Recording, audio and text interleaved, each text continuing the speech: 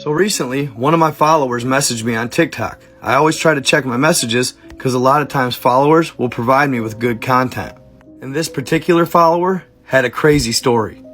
He lives and works in Ontario, Canada, and this just happened within the last couple days. He'd explained that his job brought him to Eagle Lake, which is located right here. But as he was working, it wouldn't take long for him to notice something odd. He'd noticed that the Canadian military had been flying over the lake for hours, which is weird because the nearest base was over 5 hours away. So he couldn't help but do a little digging, and what he would find out? Absolutely crazy. After talking with a few of the locals, he'd discover that people were being bitten by a giant lake serpent. Even shown pictures of attacks that had happened in the last couple of years. And in the same time frame, there's been 1 documented death and 3 to 4 undocumented deaths. So down the rabbit hole I went, and here's what I'd find. The sightings would start back in 1805 when 4 fishermen were in Lake Ontario near Kingston. This is when they would spot what they thought was an overturned rowboat bobbing in and out of the water. So naturally, they would begin approaching it to see if they could help. But as they neared the object, it would begin ominously coming towards them. The beast would soon be close enough that they could see it was part of a much larger creature. While rowing for their life, they would notice its massive eyes sitting on a much larger head. These fishermen estimated it to be 60 to 80 feet long and as big around as a barrel. They would eventually make it to shore and the beast would swim back and forth, taunting them. This story would go down in history, and from then on, a number of sightings would occur, each having different descriptions of what they encountered.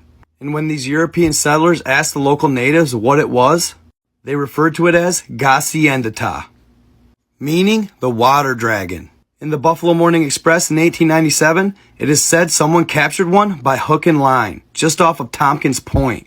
The harrowing battle took place over a 7-day stretch as they pulled the rope in foot by foot. They'd refer to it as a leviathan, and it measured over 17 feet long. They stated that the body was encased in a shell that was soft and pliable, and they weighed it on coal scales at 443 pounds. Its head 3 feet long, and it contained the jaws of a monster. Its tail 4 feet long and feather-shaped, and in the midst of its back was an 18-inch hump that when cleaned off, glimmered in the sun.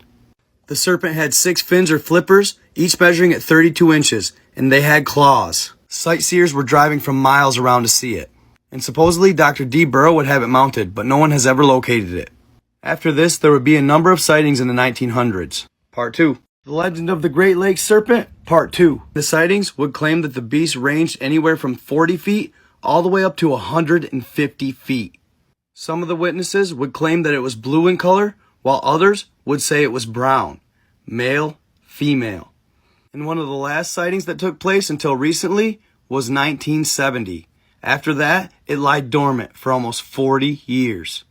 That is, until a Reddit user would claim to sight one near Toronto Harbor. User Javantor would state that he and his friends were at a concert on the night of September 5th, 2011 at the Toronto docks. They would describe it as being black, maybe 2 to 3 feet wide, and it slithered over the surface but never jumped out of the water, exposing its large fin. They saw it 3 times in the 30 minutes before the concert. Then once again, it would lie dormant for 10 more years, until recently, when it would turn up at Eagle Lake. Now originally, most of the sightings had taken place in Lake Ontario, but apparently locals had been spotting them in Eagle Lake for years. Now Eagle Lake is mostly known for the muskie or lake sturgeon, which are some of the largest freshwater fish you can catch. And they even have been known to bite people once in a while. But this follower stated he looked at pictures of the recent bites and muskie bites, and the recent bites are 2 to 3 times larger than any muskie he's seen. And even though Eagle Lake is quite a distance from any of the Great Lakes, they do actually connect. So my theory is, since Eagle Lake is full of these large freshwater fish, the beast relocates there to feed. And they may even do this for years, getting ready to breed or hibernate. And what's even more interesting, the local natives, the Algonquin and Seneca mythology states that they came in on a meteor, and that they've been here for thousands of years, roaming the Great Lakes. I'll leave you with this video. Let me know what you think.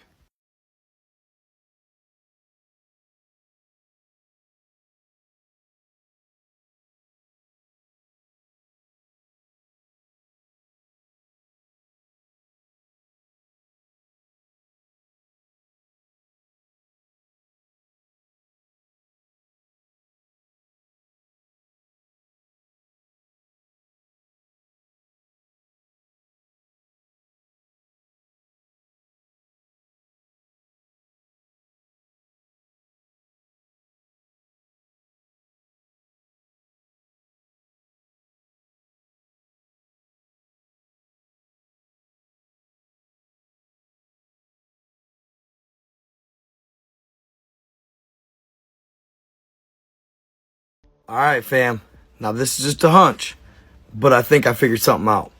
You know me, I was up last night looking at some Google Earth. And if you haven't already noticed them, behind me, notice the lines. Perfectly straight.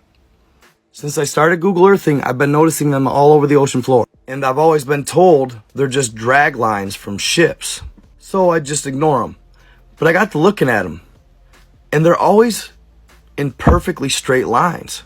And that got me to thinking, if it was a ship in a drag line for fishing, it wouldn't be perfectly straight. With the currents and the waves and everything going on in the ocean, the boat gets tossed around often. And not only that, with all the anomalies and the mountain passes and all that on the ocean floor, the nets would get thrown off. They wouldn't be perfect. And then I got to thinking, God, these look like they're pretty good size for the scale of Google Earth. So I measured one. They're 4 miles wide. So naturally I thought, well, a road system, right? But if it's a roadway, why do they take such sharp angles? And why do they go out of their way over here when the shortest distance between 2 points is a straight line? They just cut straight through. And when I say these run everywhere, fam, they're all over the world. Only on the ocean floor, though. Through mountain passes. Perfect. Zigzag. The Red Sea. Boom. Up. So naturally, I started following them. And a lot of times, they'd converge into one spot. And this is what these spots would oftentimes look like up close. Like a grid. And here's another one up close. Like almost like a grid. Like a town. So I continued to follow them. Eventually it led me to the Azores Islands.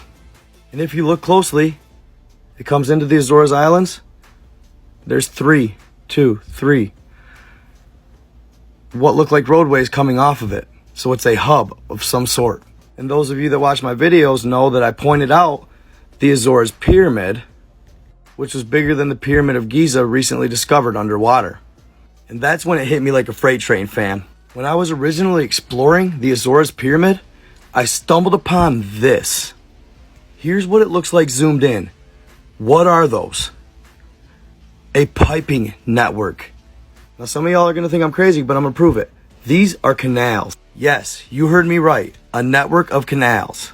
Canals built by an ancient civilization to distribute water on Earth, part 2.